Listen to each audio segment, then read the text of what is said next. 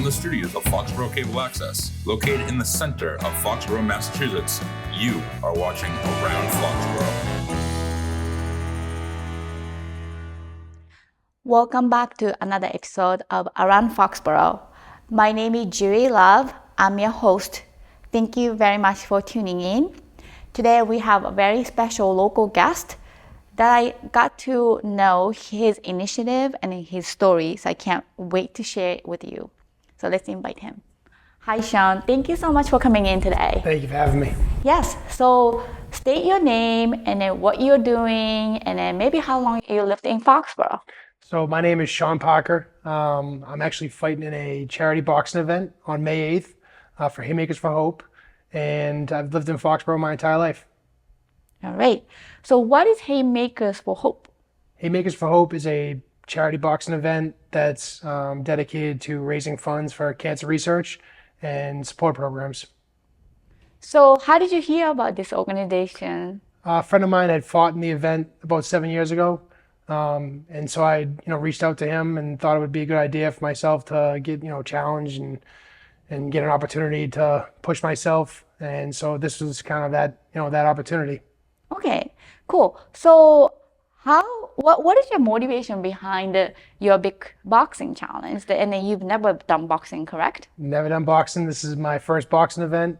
The motivation behind this is my brother and father had both had cancer. My father had stomach cancer back in 2004, and my brother had melanoma in 2010.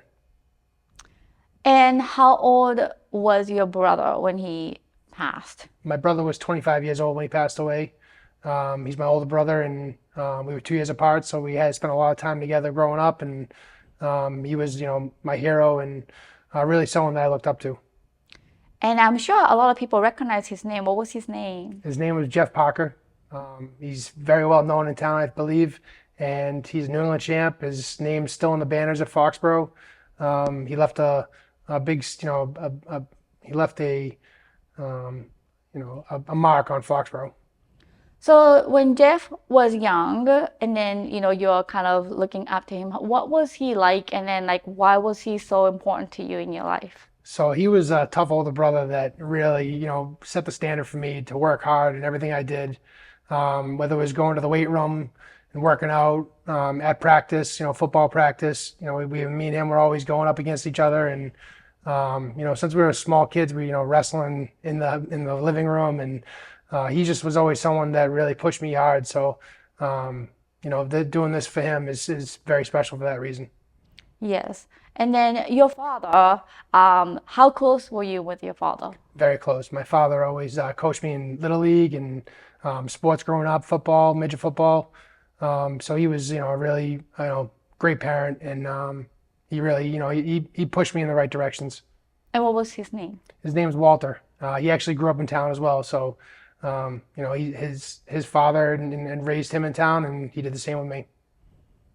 So let's talk about your charitable event. Do you know how many people are doing boxing? So there's 27 other fighters on the card, 15 fights in total, or 14 fights in total.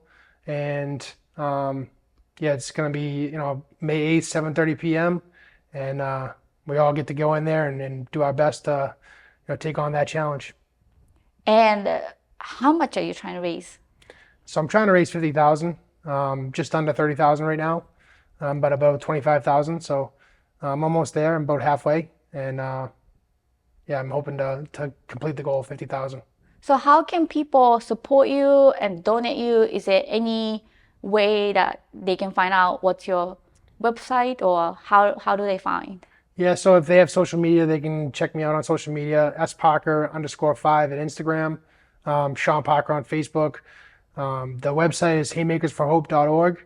And from there, you can browse the events, which is this event's called Rock and Rumble in Boston. And then they can view all the fighters. My name and my face are on there. You can click on my bio and my fighter page, which that leads you to, a donation area where you can donate. You can buy tickets, which that also goes towards my fundraising goal. And then they can offer, different, prizes and stuff for live auctions and things like that.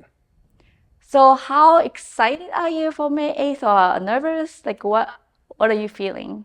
I'm very excited for May 8th. I'm excited for the opportunity. I'm very grateful for the people that I've met and for the people that have helped me get through this. It's been extremely challenging, and I'm looking forward to, making those people proud of me. And I know that you're training somewhere in North Attleboro. Can you tell us about it? Yep. So I'm training over at North Attleboro in a place called Elite Boxing. It's a great gym. My coach, Paul Locke, has been absolutely phenomenal. Dave is another coach I have. He's been absolutely phenomenal. And my training partners, Mike, Matt, of course, BJ Marino. There's a lot of people that have helped out and shown up to really give me the work I need to get ready. And then I saw your donation page, and then I saw like firefighter union, and then I saw individuals, maybe your father's class 76 or something, that people reaching out. Some people reach out to me too. Like, what do you think every time you see donation comes in and like see the name, or like, how do you feel about it? I mean, it really is touching just to know that my local community is supporting me, my company, and people from all over the world, really. I have people from Canada that have, donated to the charitable cause. And it really does. It motivates me, and it pushes me to not only show up and work hard, but also, I keep them in mind when I don't want to let people down that are watching and that are going to be rooting for me. So, I take it personally. So for the May 8th, can people still go and buy a ticket and then see the live show? Or maybe if they're in Canada, how do they watch it? Yep, so there's still tickets available. I mean, I think at some point it will sell out. And then there's obviously not obviously, but there's a pay-per-view that people can purchase. I don't have the link yet, but once the link comes out, I'll be putting that out as much as I can so that people can watch that fight live. So you have to pay for the pay-per-view or something, and Yes. then that will go towards the donation as well? Yep, every person that watches the fight on the pay-per-view, it goes towards my fundraising goal. And have you researched about your opponent? I have. I've been watching my opponents since first day that they put out all the faces. I kind of tracked down who I was fighting, looked at all the biggest guys, figured out who I was fighting pretty soon, pretty early, and I've been watching him. I'm sure he's watching me as well. It's something that it's hard to avoid. I'm always like to do my homework and be ahead of schedule on that. Is he scary looking or not really? He's a big guy. He's very formidable. He's just as big as I am. We're both the same size. He's a good opponent. He's a tough kid, and he's not a local guy. He's from New Hampshire, so I'm hoping being local and the fight being in Boston goes a little bit in my favor. But yeah. So let's talk a little bit more about your family. And then I know you had a dog too. So this is an opportunity for a lot of people to not only donate for your cause and then this big challenge, but maybe to understand for the families that might have lost people to cancer or maybe some adversity. Like, how do you describe the big loss of somebody that was so close to you? Yeah, so I mean, I think my brother really left a huge hole in my heart.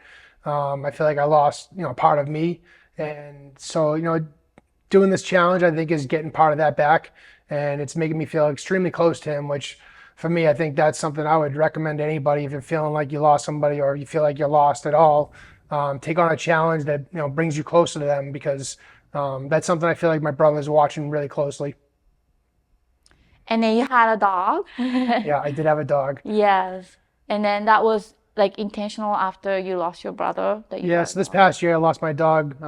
He had a cancerous tumor in his leg, which it really caught me by surprise, I think. And, it's something that I hold very near and dear to my heart. I think about him pretty often, probably every day. And I'm definitely doing this for him too.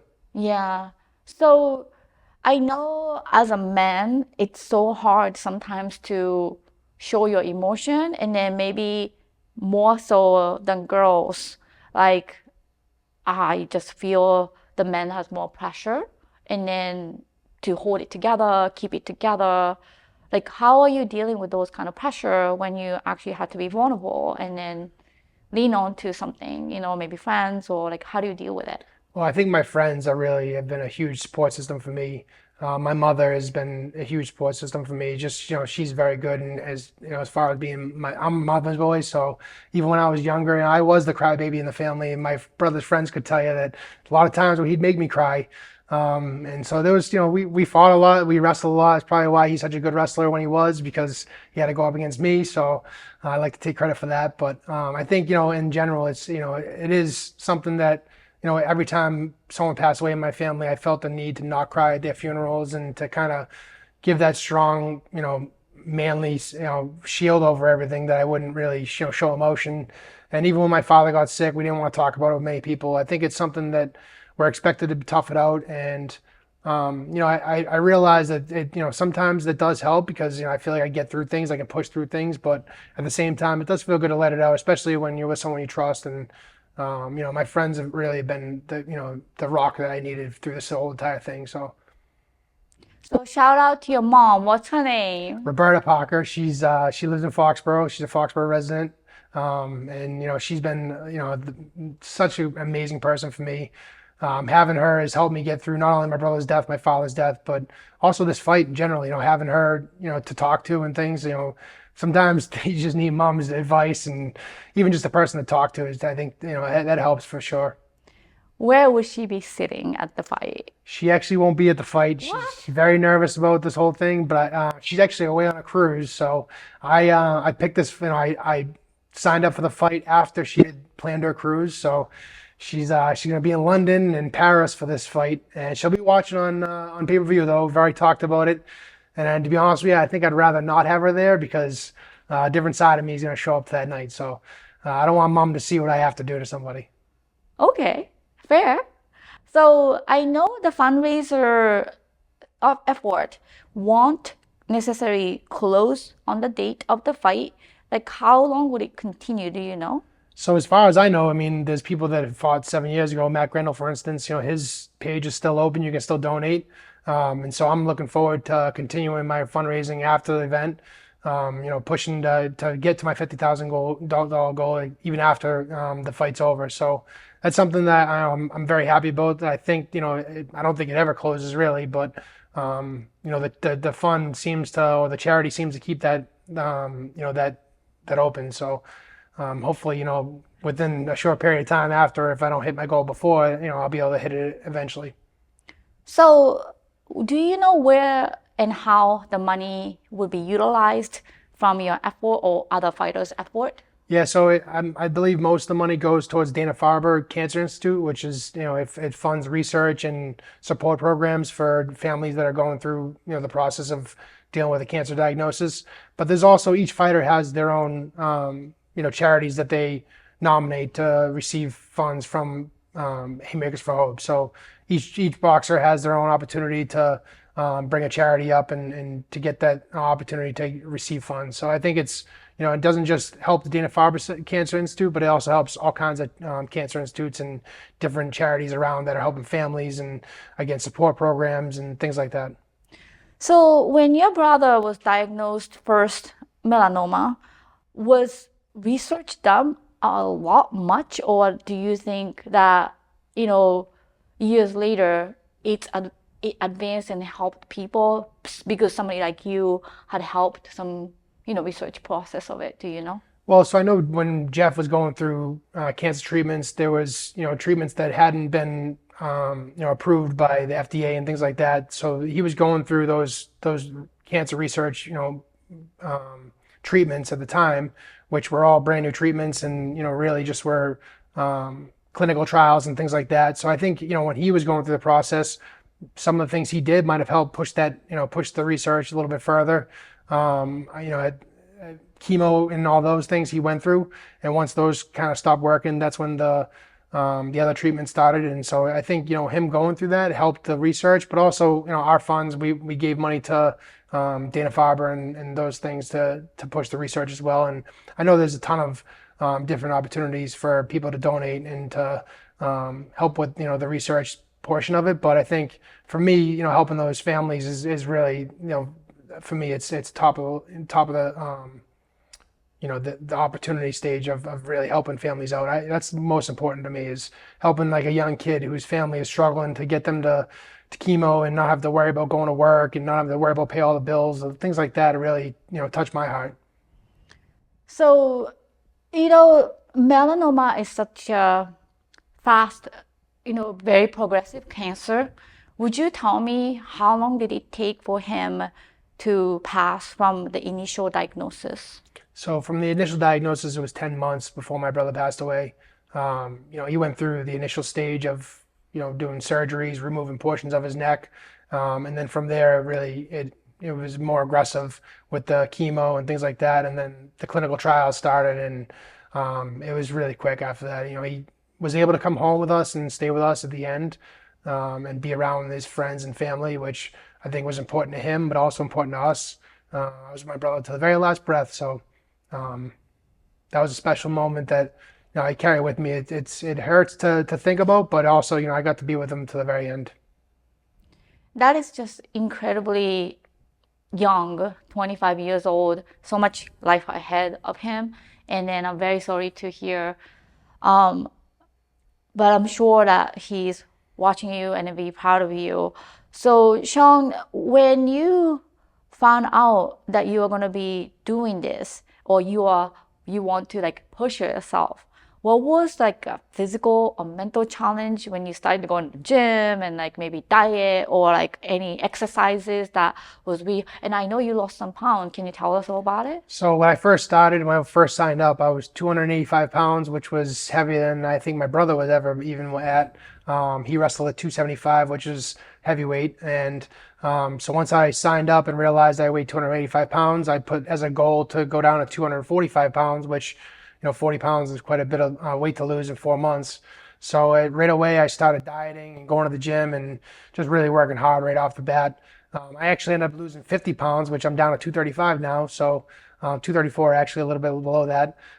We plan on fighting at 235. Me and my opponent, we plan on meeting there. So over the past 4 months, I've been able to lose 50 pounds, which I'm very proud of myself for doing. I know my brother will be very proud. How did you lose so many pounds in like? Yeah, I think off the bat, fasting helped me just kind of get my eating habits under control. From there, it was just really eating a very strict diet with high protein, cutting out all the the stuff that I thought, that I know wasn't very good for me, whether it's sugar and different heavy salt stuff, and just really focusing on making sure my diet was extremely strict. Chicken, steak, all kinds of protein is good for you. I loaded up on that. And, switched off to no bread. Any of the bread that I did eat or any of the carbs that I ate were whole wheat. Things like that I think really helped me. Heavy fruits. I'm a big fruit guy now, vegetables. I love all that stuff. So that really helped me get through, this weight cut. I think it really came off pretty quick. Like smoothies and stuff? Yeah, I did a smoothie here. That was like kind of at first I was making a lot of smoothies. Now it's more just, Greek yogurt with some fruit on it. I think that's kind of my really go-to as far as like, instead of having ice cream, it's, I do a Greek yogurt with some strawberries, blueberries, and bananas, and it's put some honey on that, some raw honey, and you got yourself an ice cream pretty much. Wow, good for you. Appreciate it. And then how about your physical training as a brand new boxer in like a few months? Like, do you do weightlifting? Do you do push-ups? Like, what is the workout like when you go to elite boxing? Yeah, so when I go to elite, I get put through a very intense workout. It's high intensity. We're going from the second I get there, I start jumping rope. And then, my coach puts me through all kinds of workouts, whether it's hitting the heavy bag, hitting the, speed bag, the mitts, getting in there with different guys and moving around, punching each other, all those things. I also got a personal trainer over at Fit Factory. So, that helped out, I think, too. I work out twice a day, once in the morning at Fit Factory with my trainer, and then once in the afternoon with my coach. So I do that about 5 days, 6 days a week. And I get one rest day pretty much, every week. And usually that rest day I end up going and doing an active recovery, which is going for a walk or doing something so I can keep my body moving. Wow. And how do you feel from not doing that at all to extreme diet and extreme workout? Like, how do you feel? Like, how is your body or mental? Like, how is it taking it? Yeah, I feel amazing. I honestly have never felt better in my life. I think I'm in the best shape of my life. I played college football when I was 20 years old, 23 years old. So I look back at those days and I just think if I had worked this hard, who knows what would happen. I think I'm really in the best shape of my life. I feel amazing. Before I started this, I was having back issues and, depression and things like that. And now that I'm working as hard as I am, it's really helping me get through it all. And I feel just so much better about myself. And I think I look better too. So yeah, absolutely. And is there any day that you don't want to go to gym? And then how do you deal with that? there are some days that I get up and, I think getting to the gym is, a little bit mentally taxing, but for me, I just think about why I'm doing it, which, it reminds me my brother's watching, so I wouldn't want to let him down. And how do you think all this money that you're raising that would maybe benefit for a family that you would never meet? How do you feel about that? Maybe someday, it's gonna affect somebody's life. Yeah, I hope this money goes towards, I really hope it helps somebody and helps some family that, I think about my brother when he was going through cancer treatments. He talked about young kids having to go through the same treatments. And for him, it was like, if they can do it, I'm going to do it. I think that, motivates me as well. It's like, if these kids are going through stuff, I can get through boxing. Boxing seems easy than going through a cancer treatment. Well, thank you so much, Shawn. And then as a local Foxborough resident, we always love to have some local guests. So we really appreciate you being here around Foxborough. Is there any last thing that you want to say to maybe people who have supported you or will support you? Any messages for them? I'd love to thank the entire community of Foxborough. I think they've been so supportive of not only this, but my brother's charity from the very get-go. It's an amazing town to be part of, and I look forward to taking on this challenge and representing Foxborough in a great way. Well, go fight. Thank you, I will. Wonderful. Well, thank you very much, everyone, for watching another episode of Around Foxborough. My name is Julie Love. Our website is fcatv.org. Our executive producer is Michael Weber, our director today, Paul Beck in the control studio. And thank you, everyone. Again, fcatv.org. Go to video on demand and check out all the episodes of Around Foxborough. See you next time.